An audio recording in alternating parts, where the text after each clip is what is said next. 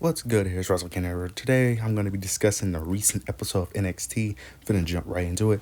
It starts off with Wesley versus Josh Briggs. This is Wesley's first official match back, coming back from his injury. And this was a great match. This was a really good match, banger of a match. Wesley did end up picking up the victory here as he should have. Ivar ended up coming out in the middle of the match. He ended up hopping on commentary. Didn't impact the match at all, thank God. I thought it was going to be an interference when he came out, but it didn't. Wesley ends up picking up the match. He looked just like how he looked before he got injured, so I'm glad it didn't slow him down in any regard. But Wesley ends up picking up the victory. After the match, though, Ivar ends up attacking Josh Briggs. They're brawling on the outside. Then Wesley ends up going on the top rope, ends up doing a swanton off the top rope onto both of them, and they're both laid flat, laid on the ground. Everyone is on the outside, laid on the ground. So they're still building up. The three of them fighting for that North American Championship.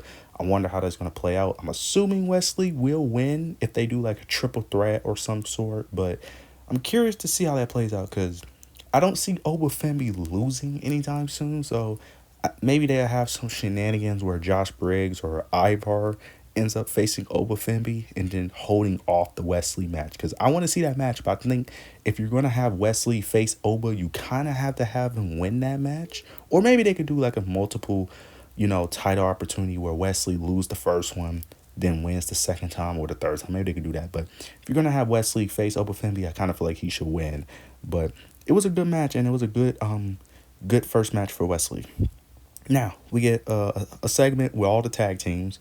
The new tag team with Tyson and Tariq talking to Nathan, asked him talk about how they're just happy to be called up and happy, and they want to improve and talk about how one day they want to be NXT Tag Champions. Then the No Core Catch Crew ends up interrupting them, talking about talking about how they could even dream of being champions when they couldn't even win their first match, talking trash about them. Tyson and Tariq ends up going back. They end up going back and forth, having a back and forth, which will lead to a match later on. Then Nathan and Axiom, they're talking to each other. Then the OC, the Good Brothers, ends up coming in. They're trying to, they're all trying to be buddy buddy with them. They end up tries to do the too sweet thing, too sweet emo or whatever. But Nathan and Axiom ends up refusing, and then the OC didn't take that kindly, and it looks like the OC will be their next opponent because the OC, the Good Brothers, I think Luke Gallows ends up saying that that's why they're going to lose those tag titles soon. So I'm assuming those are going to be the next opponents for Nathan Axiom. So we'll see how that goes. Now we get Carmen Petrovich for Shayna Baszler, with Carmen having Natalia in her corner and Lola Vice in Shayna Baszler corner. This was a decent match, nothing too special here. I'm not going to go over too much, but Shayna Baszler ends up picking the victory with her signature submission. She ends up picking up the victory, and that was really it. Nothing too major here. Nothing really changed here. One thing I did find a little funny was Lola doing her twerk. Now, she was twerking to Shayna Baszler's theme music, and I'm going to be honest, it does not fit. It just doesn't fit. Now, I don't mind her twerking, but twerking to Shayna Baszler's theme music it just does not work. It doesn't work. It only works when she does it to her thing. But I did find that a little funny though. Now we end up getting a backstage segment between Kalani Jordan and Fallon Henley. Kalani was talking to some of the women in the locker room. She's talking about how she can't believe what Fallon did to Thea, talking about that's not her. If I would have slapped her in the face if I had the chance. Fallon comes up with saying that, look, if you want to slap me so bad, I'm right here. Kalani is asking her, why did she do it? What's happening to her? Why is she changing? Fallon basically ends up saying that you wouldn't understand, and ends up saying that I'm finally putting Fallon Henley first. Kalani was like, what are you talking about? That doesn't make any sense. Fallon Henley ends up getting angry. They're going back and forth, and they have to get separated by the other women in the locker room, and that ends up leading to a match later on tonight's show. Now we got the NXT Combine. This actually operated a little bit different than what I thought, but to be fair, I kind of like this because I was like, Because at first I thought they was going to dedicate episodes to this, kind of like how they're doing the King of the Ring tournament, but they're not. They just basically show like little like flashes of what the women end up doing, and then they end up just telling us who performed well. But they talk about the NXT Combine. They talk about the four major categories that the women are going up there. The four major categories that the women have to perform in, which is speed, power, strength, and conditioning. The first round was about speed, and they do certain drills of each category. They end up doing three drills for speed, which was the 10-yard sled push, the 10-yard sprint, and the in-ring shuttle. And the two women that was leading in these categories was Thea Hale and Kalani Jordan, which makes perfect sense. Thea Hale, with her being one of the fastest women on the roster, and Kalani, very agile ability. It makes sense for her, those two, to be leading in the speed category. Now next, we got Tyson Tyreek versus No Quarter Catch Crew, and they end up going with Charlie Dempsey and Miles Bourne. But before the match starts, Alicia Taylor ends up getting on the microphone, ends up saying that, unfortunately, the referee is not available. And it's Crucifino and some of the family members right next to him. And she ends up saying that the referee is unavailable for this match, and that the new referee will be Channing Stacks. Once that happened, I knew some shenanigans were going to happen, and it was. Because during this match, Channing Stacks was basically not allowing No Quarter Catch Crew to really gain any momentum, any offense. Like, typically, like when the referee kind of like allows the heels to cheat, act like he can't see when the heels are cheating, and constantly tells the baby faces to stay in the ring and all that. He was basically doing that to No Quarter Catch Crew. Then there was a moment where Charlie Dempsey ended up going for a pin. Channing Stacks ended up doing a very slow pin. He was not trying to give No Quarter Catch Crew the victory. Charlie got mad because it was a slow pin. He ends up pushing Channing Stacks. Channing Stacks ends up punching Charlie. Tyson ends up rolling Charlie Dempsey up. And then Stacks did the fastest 3 count ever. He immediately was putting his hand to the mat and immediately did a quick fast count, easily exit out the ring. Of course, Channing Stacks and the family, Tony D'Angelo, ends up setting that up, of course, because they want payment. They want payment, so they making them pay in every single way. They want that payment to for what they did with Drew Gulak. We get a quick segment with Ariana Grace, Gigi Dolan, and Chelsea Green. Gigi and Chelsea are basically hyping each other up. They're very happy with each other. They're getting along, basically. Ariana Grace is happy that Chelsea is in NXT. Chelsea ends up saying, of course, she's happy. Talked about her mistreatment on the main roster with Adam and Nick, all this, and Ariana Grace is wishing her luck with her becoming NXT champion. Basically, they're both hyping each other up, getting along. Basically, they're damn near best friends in this segment, which kind of makes sense because they're not that far off in terms of gimmicks, to be fair. But Gigi Dolan is just sitting in the middle of this, just disgusted. Like, she is just so disgusted by these two. But after Ariana and Chelsea Green ends up walking off, Gigi Dolan got fed up. She was over it, and she ends up saying that, I can't take it anymore. And walks off. So I'm very curious to see how they end this storyline, because if Gigi can't take it, she's not going to be hanging out with Ariana anymore. Curious to see how they end the storyline. Now we got a match between Michin and Ariana Grace. Nothing too major here. Michin ends up picking up the victory. Michin was getting reaction from the NXT crowd, so it looks like she's a little over NXT. So I'm glad that she's getting some recognition. I'm glad she's getting some in-ring opportunity. I'm glad she's getting TV time, because she's not getting much on the main roster. So I'm glad that she's getting it in NXT. Now we got a match between Ridge Holland. No, a segment. My fault, not a match. A segment between Ridge Holland and Thea Hale. Ridge Holland and Thea Hale are basically talking to each other. Ridge Holland is basically he understands what Thea Hale's going through. He's basically showing support, and they're getting along. Then Chase U members Riley Osborne, Duke Hudson, and Andre Chase comes, ends up comforting Thea Hale. Then Lexis King ends up interrupting and ends up saying that this business isn't for everyone, and if you want If you want a way to win, why are you talking to this loser? Lexis King is talking to Rich Holland, and when he said this loser, he was mentioning Thea Hill. Then Lexis King was about to allude to Rich Holland's daughter, but Rich Holland ends up interrupting. You can see his frustration in his face, but Duke Hudson ends up interfering, ends up talking to Lexis, ends up saying that you're nothing but a narcissist and egotistical airhead. And then Lexis King ends up saying that you just pissed off the king and walks away, and that ends up leading to a match that's going to happen tonight between Duke Hudson and Lexis King. Now, we get the main attraction of the show, which is Supernova Sessions with Trick Williams. It starts off with Noam Dar kind of playing games with Trick, kind of stalling what's in the envelope. We all want to know what's in the envelope. Trick Williams is kind of like, can we hurry this up? Like, I'm trying to see what's in the envelope. Trick ends up saying what's in the envelope. He's like, he's tired of the games. After he says that, you end up getting Trick's the daddy chants.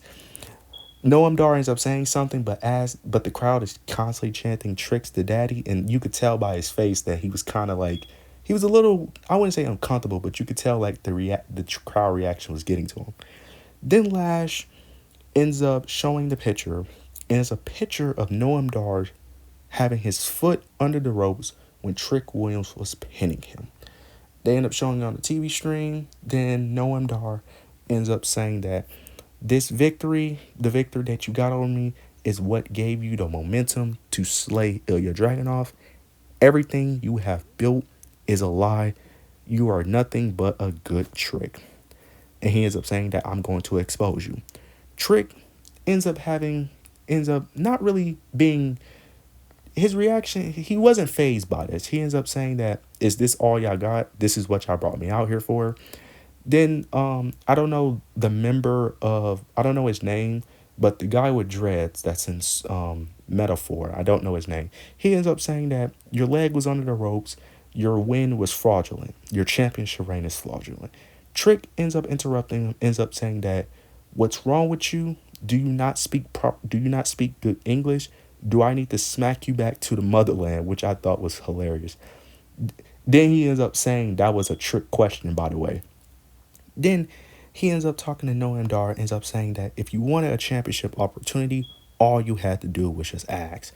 Noam Dar ends up replying, ends up saying that, but you're not accepting the truth, trying to get in Trick heads to, make him feel like that he's not truly the NXT champion. Trick ends up saying that I'm not really with the games. Then he ends up talking to Lash, ends up saying that, Lash, you've been acting like we're on a Maury show. Then he ends up saying that, by the way, Trick is not the daddy. Crowd goes crazy. Then Noam Dar and the rest of the Metaphor, Jakara Jackson and the other guy ends up looking at Lash, and they're like, what does he mean by that? What does he mean by that? What is going on? Trick ends up saying that, do you want to tell him, or do you want me to tell him? Lash Legend is not trying to tell them what's going on, but then, they're pressuring her. Jakara Jackson ends up asking what's going on. What are you not trying to tell us? Lash ends up accidentally calling Trick Williams Bay. Accidentally calls him Bay. She tries to, save it by calling him Trick, but it's too late. Apparently, these two are dating. And then Lash Legend was like trying to say, this is not the time. This is not the time right now. Trick ends up responding, ends up saying, this is the time. We have nothing to be scared of. This is about me and you. And then Trick ends up telling Lash, ends up saying that, tell the people what you call me. Trick Willy Wonka. I was like, and the crowd popped. The crowd popped when he said that. Now, to be fair, I thought he was going to say something totally different. I did not think he was going to say Trick Willy Wonka. I thought he was going to say something else. Noam Dar, Metaphor, basically are disgusted. They're disgusted after that. But Noam Dar ends up attacking Trick Williams, knocking him out clean. He ends up punching him, knocking him out clean, knocking him out cold, holds the NXT title, and this is his next rivalry. It looks like this is going to be his next feud, which I'm not really mad at. It has a decent story behind it, and I'm interested to see how Lash play into this, because it looks like Lash may be breaking up from Metaphor, which honestly I think she should. I feel like Lash can do good on her own. I'm gonna be honest. I don't care for Metaphor. The only people I care about is Jakara Jackson and Lash Legend. The other two, the guys, I don't care. I ain't gonna lie. That faction gets carried by Lash Legend and Jakarta. The men in that faction are just, I don't know. I just don't like them. I'm just gonna be honest with you. Noam Dar never done it for me. I just don't see it. But this is the only main event talent that Trick really has right now. Because in terms of the men, all the main talent is at the North American Championship. Because you got Josh Briggs, you have Ivar, of course, you have Wes Lee, um, like all the people you had Dijak at one point, but all like the main event people are gone because you had Ilya Carmelo and Trick Williams. That was all the people in the main event. Tony D'Angelo is fighting off the Heritage Cup, so it's like there's not really main event people. They got to rebuild that main event. That main event spot. Outside of Trick Williams, so it's gonna take some time. So I'm not really mad at Noam Dar because he's the only person that can step up to the plate as of right now. So I'm not really mad at this feud right here. Now we get the next part of the NXT Combine for the women. The next section is power, and the three activities they gotta do is vertical jump, broad jump, and rotational punch. And the women that end up leading in these categories was Michin and Jada Parker, which makes absolute total sense. It makes sense. The other women could have been Lash Legend in this area, but it still made sense for Michin and Jada Parker. Now we get a Natalia and Carmen Petrovic segment. Nothing too major here, but Carmen basically feels like that she's letting Natalia down with the recent loss. Natalia basically ends up saying you're not letting her down. It's all a process. And she ends up alluding to that Carmen Petrovic needs more aggressiveness. And Carmen is basically saying that she's going to take that advice. So it looks like we're going to be building up to a more aggressive Carmen Petrovic, which I'm not really mad at. And we'll see how that goes. Now we get Kalani James versus not Kalani Jordan. Kalani Jordan versus Fallon Henley. This match was okay. It started off good, but then towards the end it kind of got a little slow pace. But it was basically telling the story of Fallon Henley being the new heel and Kalani trying to be that good friend, trying to convert her back to the good side. It was early in the match. Kalani was basically not trying to fight Fallon, trying to talk her through and try to, come back to her being her friend. Fallon being the heel, she ended up pretending like, she was tripping, pretending like she was gonna, be on the good side again, but ends up doing a cheap shot to Kalani. Then later in the match, it was a moment where Kalani was like head was under the ropes and Fallon Henley was like pulling her arm and Kalani was trying to like not Kalani was basically pulling back. Fallon Henley ends up pulling Kalani Jordan's neck towards the ropes, and her neck ends up getting tangled into the ropes. That was, showing that ruthlessness of the new Fallon Henley. Then we get a sequence, the end of the match, where Kalani tries to suplex Fallon Henley, but Fallon Henley was holding on towards the turnbuckle. Then she ends up ripping off the turnbuckle pad, and Kalani ends up running towards Fallon Henley. Fallon Henley ends up tossing Kalani Jordan like over her head, and Kalani ends up landing on the steel turnbuckle. Fallon Henley ends up hitting her with a running knee, picks up the victory. I'm very interested to see how this new heel version of of Fallon Henley, because I know why they turned her heel. They was already teasing it, but it makes sense. They do need more heels because with the recent heel of Kiana James, it makes sense to add another heel. I'm very interested to see what Fallon Henley does as a heel because I'm high on Fallon Henley. She was great as a babyface, and I think she could do really good stuff as a heel. Now we get a quick little segment with Charlie Dempsey, No Quarter Catch crew behind him. He basically gives Tony D'Angelo a Heritage Cup opportunity, and I think that's happening next week. Yeah, he gives him a Heritage Cup opportunity. He basically says that how they're gonna win, and he ends up mentioning the catch clause with either Miles Bourne, Damon Kemp, or himself, Charlie Dempsey, could all choose who's being in the match. Talk about you could watch all the film you want. You don't know who's going to be in the match, and that gives us the advantage, and we're going to come out on top. Now, we get the last portion of the NXT Combine, which is strength and conditioning. And and they end up doing 2 drills, I think, for strength, which was overhead medicine ball throw and then ISO mid thigh pull, and then they end up doing a conditioning gauntlet.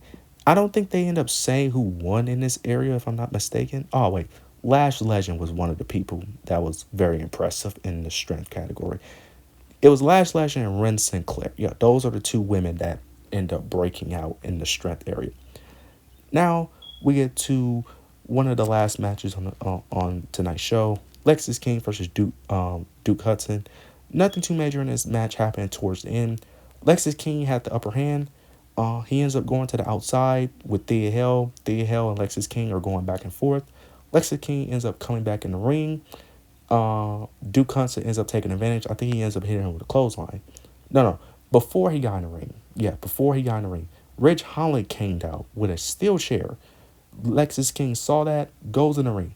Duke Hudson had Lexis King like some type of arm hold or something, but he ended up letting go or somewhat. And then Ridge Holland ended up going towards the ropes and ended up accidentally, I don't know how you accidentally do this, but he ends up throwing the chair he had into the ring.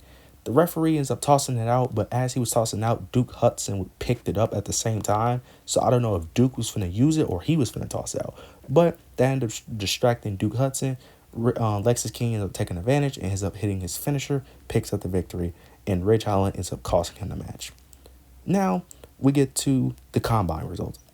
Ava, the general manager, is getting interviewed, and she ends up saying the results of the combine. And these are the 12 women who are qualifying, and these are the 12 women who have qualifying match. So Ruka, Thea Hale, Jada Parker, Brinley Reese, Mi Chin, Fallon Henley, Lash Legend, Ivy Now, Izzy Dane, Kalani Jordan, Tatum Paxley, and Ren Sinclair. This is a great list, but I will say this. There are two people who are snubbed from this.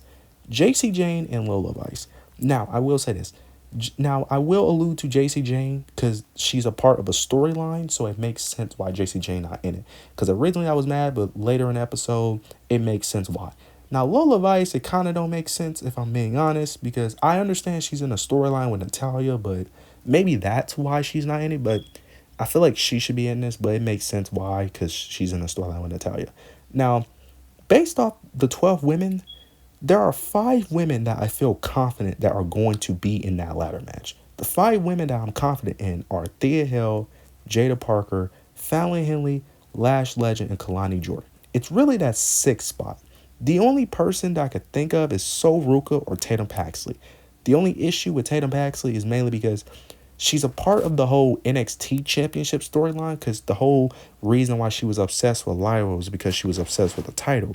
It doesn't make sense for her to be fighting for the NXT North American Championship when she's obsessed with the NXT Championship. So I don't think Tatum Paxley will advance. So maybe it'll be So Ruka in the opportunity. But the 5 of Jada Parker, Fallon Henley, Lash Legend, Kalani Jordan, and Thea Hill, I think those 5 are going to absolutely make it. It's really the 6th person I'm not really sure about. Now we get a quick segment with Noam Dar and Javon Evans. Noam Dar was getting interviewed by someone as he was walking out of the arena. Then Javon Evans is bumping into him. Javon Evans basically ends up saying that, I don't like what I did to my boy Trick. Noam Dar was not having it. He was like, look, basically, Noam Dar was basically like, look, if you don't want no problems, I would basically do you the same way like Trick Williams. Just Noam Dar was basically not having it. It wasn't. I can't remember exactly what was being said, but Noam Dar was very rude, very arrogant towards him, and basically was saying that, if you don't want no problems, if you don't want to get knocked out like Trick, don't mess with us. But Javon Evans basically didn't. Javon Evans was looking at him a certain way after he walked off, and of course that's going to allude to a match next week. Now we get a quick little vignette with Jasmine Nix. She talked about Thea Hill, talked about the match, talked about how Thea Hill kind of cheated because she broke JC Jane's nose. JC Jane had to get surgery on the nose, and she basically saying that she's going to get payback and how she's going to avenge her friend JC Jane, and we're going to see how that goes. And I'm kind of excited for that because Jasmine Nix, in this segment, she wasn't bad at talking. She's still a little green, but she wasn't bad. She has the look. In-ring work, we will have to see, but I'm very interested to see where that goes, though. After this, we get Chase U and Ridge Holland. Ridge Holland is basically saying he's sorry, he's apologizing, but Everyone ends up accepting the apology but Riley Osborne. Riley Osborne kept on mentioning how he cost him the match, he cost him the match. Then Ridge Holland ends up saying that, look, if I gotta, if I have to gain your guys' approval, gain your guys' trust, that's what I would do. So it looks like Ridge Holland is gonna have to gain the trust of Chase U. I'm very confused of Ridge Holland's character. I don't know what this building up towards, but I'm trying to stay connected to Ridge. I'm really trying to stay hooked. I'm really trying to give Ridge a chance, but it's all over the place for me, and I'm kind of losing interest because it was the whole, him, turning to the darker side, him letting out the rage. Now it's him trying to build trust with Chase U. It's just weird. I don't know. I may give it like another month depending on how it goes though. Now, now we're gonna get to the last match, the main event: Chelsea Green versus Roxanne Perez for the NXT Women's Championship match. This was actually a solid match. It's actually surprised me, and I'm glad Chelsea Green got this opportunity because she never gets the chance to actually wrestle on the main roster, and she actually can put on a match. Because typically she's always getting swashed. Even in tag team, she's always getting swashed for the most part. She's always looked as the, basically more of a, not comedy, but more of a, not as a threat, always the weaker character, constantly get dominated, got to get bailed out by Piper most of the time. She was actually holding her own against Roxanne, and this was a good match. This was a really good match. I'm glad Chelsea showed that she can actually wrestle because that was one of my main things. I never knew if Chelsea couldn't wrestle or WWE's not allowing her. Now it's more so the main roster is just not allowing her to put on a match. But this was a good match. Roxanne ends up hitting her finisher, the Pop Rocks, picks up the victory. This was a good title defense. We all knew Roxanne wasn't going to lose, but this was a good match. The crowd was actually over on Chelsea. People was cheering Chelsea. People wanted Chelsea to win, and I ain't gonna lie, I wouldn't have been mad if Chelsea would have won. I wouldn't have been mad. Now we get to the last thing. Tony D'Angelo and the family. Yeah, Tony D'Angelo and the family. That was we got. Oh yeah, my mistake. We got Tony D'Angelo and the family. Um, Tony D'Angelo and the family end up literally kidnapping on TV, kidnapping, um, Damon Kemp and Miles Bourne, put them in a trunk and ends up driving off, and that's how you end NXT. And I love what they're doing with Tony D'Angelo and the family. I love what they're doing with this whole mafia boss gimmick. I really love it, and Tony D'Angelo ends up talking to the camera, talking about how you think you have control. We'll see next week. So next week, most likely Damon Kemp and Miles Bourne won't be there, and Charlie Dempsey will be the one facing Tony D'Angelo. This was a great episode, episode of NXT, building up toward NXT Battleground.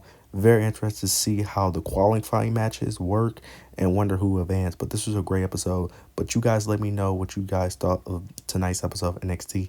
Make sure you like, comment, and subscribe. But yeah, that's it.